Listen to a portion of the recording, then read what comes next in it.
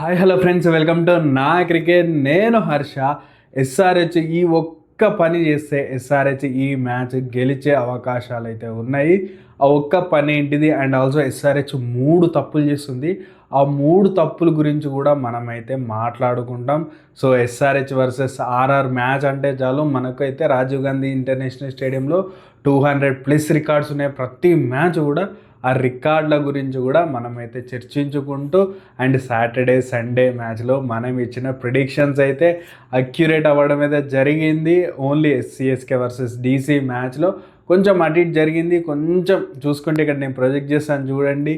4 మ్యాచెస్లో మన ప్రిడిక్షన్స్ అయితే 3 కూడా అంటే చూడండి, స్కోర్స్ ప్రిడిక్షన్స్ కూడా అక్యురేట్ అయితే అవ్వడం జరిగింది. ఓన్లీ సిఎస్కే వర్సెస్ డీసీ మ్యాచ్లో చూసుకుంటే కనుక లాస్ట్లో కొంచెం ఇబ్బంది అయింది, లేకపోతే కనుక డీసీ మ్యాచ్ గెలిచేది. అండ్ ఆల్సో మన ప్రిడిక్షన్స్ అయితే ఆల్మోస్ట్ ఈక్వల్ అని చెప్పుకోవచ్చు. అనాలిసిస్ అయితే 100% అవ్వడం నాకైతే హ్యాపీ అయితే జరిగింది.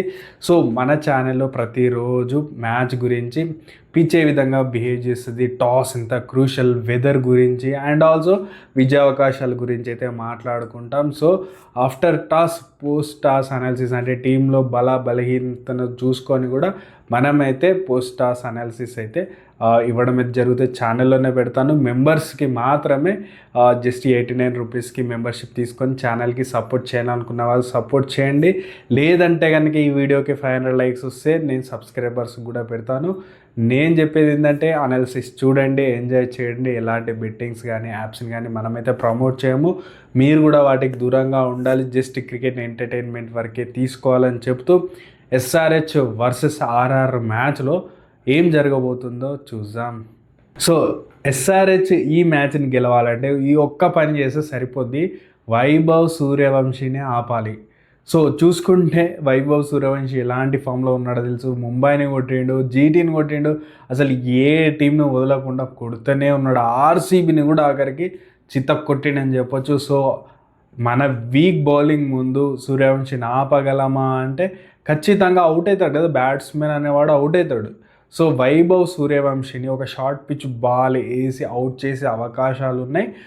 షార్ట్ పిచ్ బాల్కి కనుక ఒకవేళ అవుట్ చేస్తే ఖచ్చితంగా మనకు చూసుకుంటే ఎస్ఆర్హెచ్కి ప్లస్ అవుతుంది. లాస్ట్ మ్యాచ్లు చూసుకుంటే 4 కూడా ఆర్ఆర్ అయితే గెలిచింది. బట్ మీరు చూసుకుంటే మొత్తం కూడా సూర్యవంశీ బ్రిలియన్స్ అనే చెప్పుకోవాలి. అండ్ ఆల్సో చూసుకుంటే మనకి టాప్లోనే ఆర్ఆర్ టాప్లో ఒకవేళ వైభవ్ సూర్యవంశీ చాలా తక్కువ రన్స్కి అవుట్ అయితే కనుక ఖచ్చితంగా మనకి ఎస్ఆర్హెచ్కి పాజిటివ్ అవుతుంది. జైస్వాల్ ఉంటారు, జురేల్ ఉంటారు, వీళ్ళిద్దరిట్లో ఒక్క వికెట్ ఎక్స్ట్రా పడ్డా సరే ఖచ్చితంగా ప్రాబ్లంకి వెళ్తుంది. ఎందుకంటే పరాగ్ ఫామ్లో లేడు. అండ్ ఆల్సో మిడిల్ ఆర్డర్లో హెట్మేర్ నుంచి అన్ని రన్స్ రావట్లేదు. అండ్ ఆల్సో చూసుకుంటే ఫెరారీ, జడేజా అంత పవర్ హిట్టింగ్ చేసే వాళ్ళు కాదు. కాబట్టి ఎస్ఆర్హెచ్ ఒక మంచి స్కోరు 240 రన్స్ కొడితే కనుక, లేదంటే చేసింగ్లో కూడా ఒకవేళ సూర్యవంశీ వీళ్ళు అవుట్ అయితే మాత్రం ఖచ్చితంగా 200 బిలో కొడతారు. ఎస్ఆర్హెచ్ ప్రశాంతంగా రన్ చేసి అయితే చేసుకోవాల్సిందని చెప్పొచ్చు. ఈ ఒక్క పని ఖచ్చితంగా చేయాలి. అండ్ ఎస్ఆర్హెచ్ ఓడిపోవడానికి 3 రీజన్ చెప్తాను కదా. ఫస్ట్ రీజన్ వచ్చేసి మనం చూసుకుంటే కెప్టెన్సీ ఇష్యూస్ అయితే కనిపిస్తూ ఉన్నాయి. ఎందుకంటే మనకు చూసుకుంటే ఎల్ఎస్జీ మ్యాచ్లో కూడా హర్షల్ పటేల్ 3 ఓవర్స్ వేసినాడు. 5 పాయింట్ ఎకానమీ ఉన్నా సరే 3 ఓవర్స్ వేసినాడు. సో ఖచ్చితంగా క్యాలిక్యులేషన్స్ మిస్ అవుట్ అయిందని చెప్పొచ్చు. మనకి ఈశాన్ కిషన్ అసలు హర్షల్ పటేల్ని ఇలాంటి పిచ్ మీద ముందే తీసుకురావాలి. బట్ 12 రన్స్ పర్ ఓవర్ ఇస్తున్న జయదేవ్ ఉనత్కట్కి బౌలింగ్ ఇచ్చిండు, కానీ హర్షల్ పటేల్కి అయితే ఇవ్వలేకపోయిండు. ఎందుకంటే క్యాలిక్యులేషన్స్ మిస్ అయినాయి. ఇక్కడ మధ్యలో అటు ఇటు అయిపోయేసరికి బౌలింగ్లో మనకు చూసుకుంటే 3 ఓవర్సే హర్షల్ పటేల్కి వచ్చినాయని చెప్పొచ్చు. అండ్ ప్లేయింగ్ లెవెన్ని తరచుగా చేంజ్ చేస్తున్నారు. సో ఇది one of the second reason అని చెప్పొచ్చు. ప్లేయింగ్ లెవెన్ తరచుగా చేంజ్ చేసి ఏమైందంటే టీమ్స్ ఓడిపోయే అవకాశాలే ఎక్కువ ఉంటాయి. మనం చూసుకుంటే సలీల్ ఎవరో బయటకు పోతాడు, మళ్ళీ లోపలికి వస్తాడు. And also one of the third reason నాకు అనిపించింది ఏంటంటే లాస్ట్ మ్యాచ్లో మనకి చూసుకుంటే బ్యాటింగ్ ఆర్డర్ని షఫిల్ చేయడం. అసలు నాకైతే ఎందుకు షఫిల్ చేస్తారన్న దానికి ఆన్సర్ కూడా లేదు. ఎందుకంటే 6 ఓవర్స్లో 100 కొట్టిన తర్వాత క్లాసన్ వచ్చినాడు. ఓకే, క్లాసన్ ఫామ్లో లేకపోయినా సరే నెక్స్ట్ బ్యాట్స్మెన్ ఎవరు రావాలి? నాకు తెలిసి నితీష్ కుమార్ రావాలి. ఎందుకంటే లాస్ట్ మ్యాచ్ అద్భుతంగా ఆడినప్పుడు మనం చూసుకుంటే నితీష్ రాలేదు, అక్కడ అనికేత్ వచ్చిండు. మనకు అనికేత్ చూసుకుంటే ఫినిషర్గా మనకు చూసుకుంటే కేకేఆర్ మీద లాస్ట్లో మంచిగా ఆడిన కేకేఆర్ మీద సో చూసుకుంటే అనికేత్ని మిడిల్ ఆర్డర్లో పంపించినారు. సో తర్వాత సలీల్ని పంపించినారు, తర్వాత నితీష్ని పంపించినాడు. సో ఆర్డర్ని చేంజ్ చేయడం వల్ల అక్కడ ఏమైపోయిందంటే మనకి ఏదైతే 2 మ్యాచ్లో క్లాసన్కి నితీష్కి మంచిగా పార్ట్నర్షిప్ వచ్చినాయో అక్కడ చేయలేకపోయినాడు. మేబీ ఒక మంచి పార్ట్నర్షిప్ బిల్డ్ అయితే తర్వాత క్లాసన్ కుదురుకొని కొట్టేవాడు కావచ్చు. అండ్ క్లాసన్ కూడా చూసుకుంటే ఇంటర్నేషనల్ క్రికెట్ని ఆడడం లేదు కాబట్టి కొంచెం సెట్ కావడానికి టైం పడుతుంది. లాస్ట్ మ్యాచ్ కొంచెం అంటే ఫస్ట్ కొన్ని మ్యాచెస్ అద్భుతంగా ఆడినా సరే ఒక జోన్లోకి వెళ్తున్నాడు. అంటే బౌలర్స్ మరి ఆ విధంగా వేస్తున్నారా అంటే క్లాసన్కి ఎలాంటి బాల్స్ వేయాలని, లేకపోతే కనుక తన రేంజ్లో ఇవ్వడం లేదా అని చూసుకోవాలి. బట్ క్లాసన్ నుంచి తగులుకుంటే మాత్రం హైలైట్ రన్స్ వస్తాయి. బట్ ఆపోజిట్ పర్సన్ కూడా కొంచెం మనం చూసుకుంటే క్లాస్ ఉన్నప్పుడు నితీష్ ఉంచే విధంగా ఉంచుకుంటే మాత్రం ఒక 2 మ్యాచ్లు ఏ విధంగా రన్స్ వచ్చినాయి ఆ విధంగా వస్తాయి. సో ఇషాన్ కిషన్ మరి ఎవరు చేంజ్ చేస్తున్నారు బ్యాటింగ్ ఆర్డర్, అసలు ఎందుకు చేంజ్ చేస్తున్నారో కూడా నాకు అర్థం కాలేదు.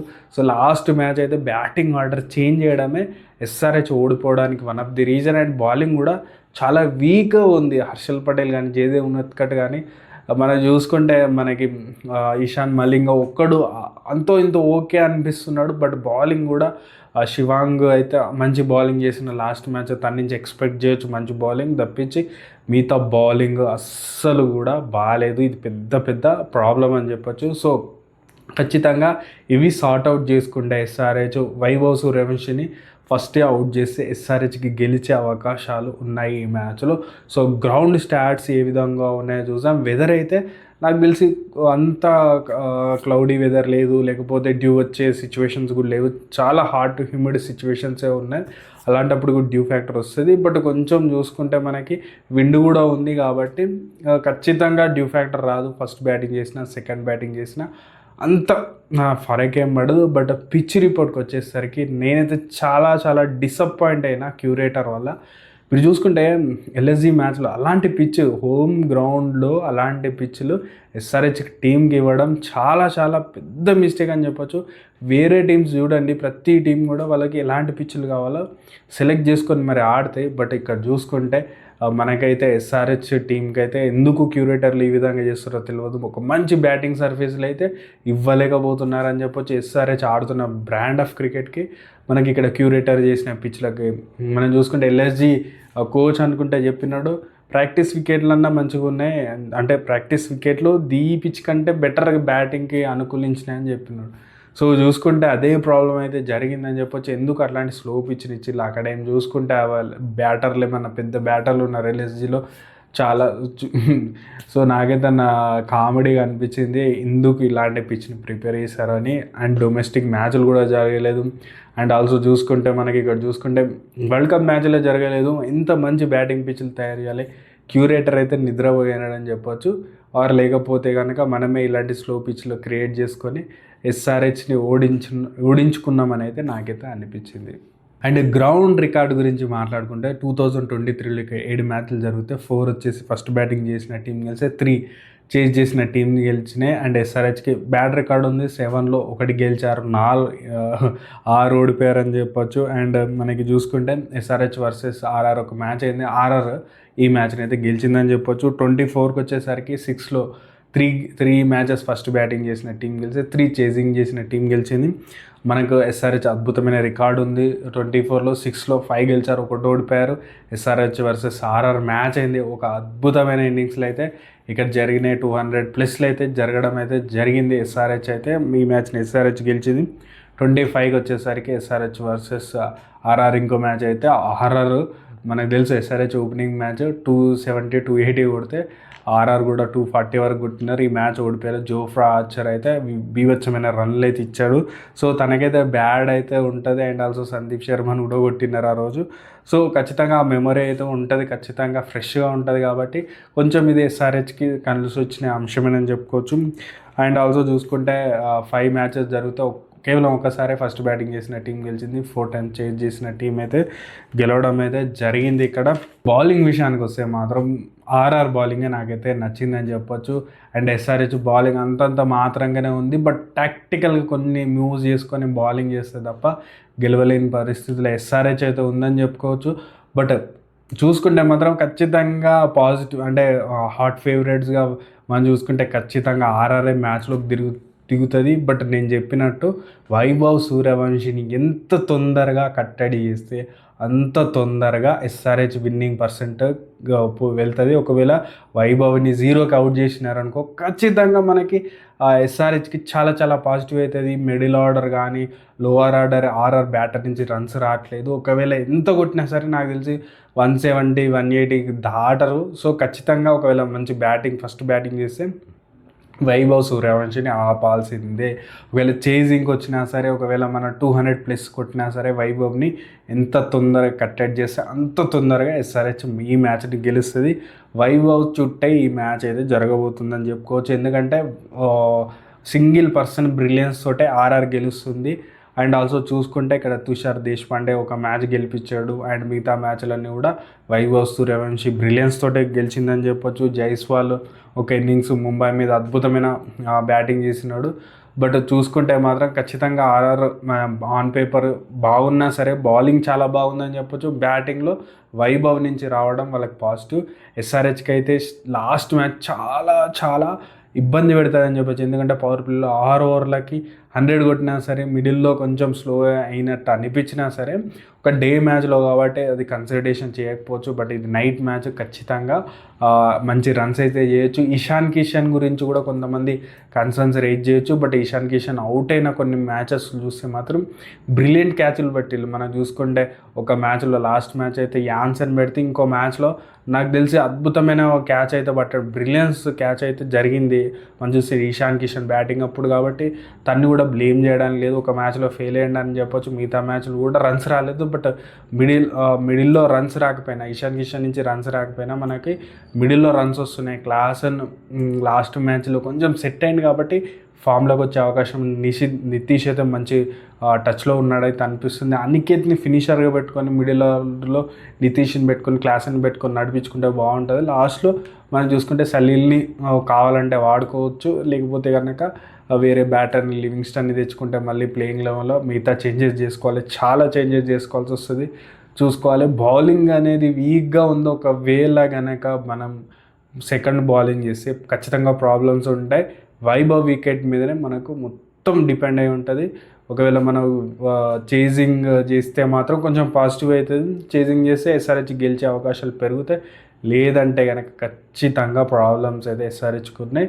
డిఫెండ్ అయితే చేసుకోలేకపోతారు. వైభవ్ని ఆపాల్సిందే. ముక్తఖండంతో చెప్తున్నా, వైభవ్ని ఆపండి, ఎస్ఆర్హెచ్ గెలవండి అని అయితే నేనైతే ఎస్ఆర్హెచ్ టీంకి అయితే చెప్తున్నాను.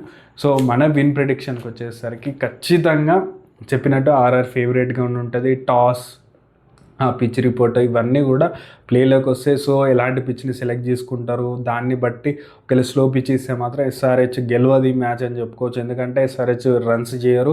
బట్ ఎలాంటి పిచ్ మీదైనా వైభవ్ సూర్యవంశి రన్ చేస్తున్నారు కాబట్టి మనకి ఆర్ఆర్కి ఎలాంటి ప్రాబ్లం ఉండదు. బట్ చూసుకుంటే మాత్రం ఒక మంచి బ్యాటింగ్ సర్వీస్ ఇస్తే మాత్రం వైభవ్ని ఆపాలి. సో క్యాలిక్యులేషన్స్ చాలా ఉన్నాయి కాబట్టి weather, toss and also playing eleven impact అవుతాయి కాబట్టి పోస్ట్ టాస్ అనాలిసిస్ మన ఛానల్లో పెడతాను. చెప్పినట్టు మ్యాచ్లు చూడండి అండ్ క్రికెట్ని చూడండి, ఎంజాయ్ చేయండి, ఎంటర్టైన్మెంట్ వరకు తీసుకోండి. బెట్టింగ్ని కానీ బెట్టింగ్ యాప్స్ని మనమైతే ఎంకరేజ్ చేయము. పోస్ట్ టాస్ అనాలిసిస్ కూడా వస్తుంది, అది కూడా చూడండి, ఎంకరేజ్ చేయండి. 500 లైక్స్ కొడితే నేనైతే పోస్ట్ అయితే పెట్టేస్తాను అందరికీ. సో చూసి ఎంకరేజ్ చేయాలని మాత్రమే చెప్తున్నాను. మళ్ళీ చెప్తున్నాను, బెట్టింగ్కి గ్యాంబ్లింగ్కి దూరంగా ఉండండి. మనమైతే ఎంకరేజ్ అయితే చేయము. అండ్ ఆల్సో వీడియోని ఇక్కడ వరకు చూస్తే ఖచ్చితంగా అంత ఇంత నచ్చినట్లే ఉంది. ఖచ్చితంగా లైక్, షేర్, సబ్స్క్రైబ్తో పాటు మీరు ఎవరు గెలుస్తారు అనుకుంటున్నారు, ఎస్ఆర్హెచ్ గెలుస్తుందా లేదా, మీ ప్లేయింగ్ లెవెన్ ఏంటిదో కామెంట్ సెక్షన్లో తెలియజేయండి. Thank you.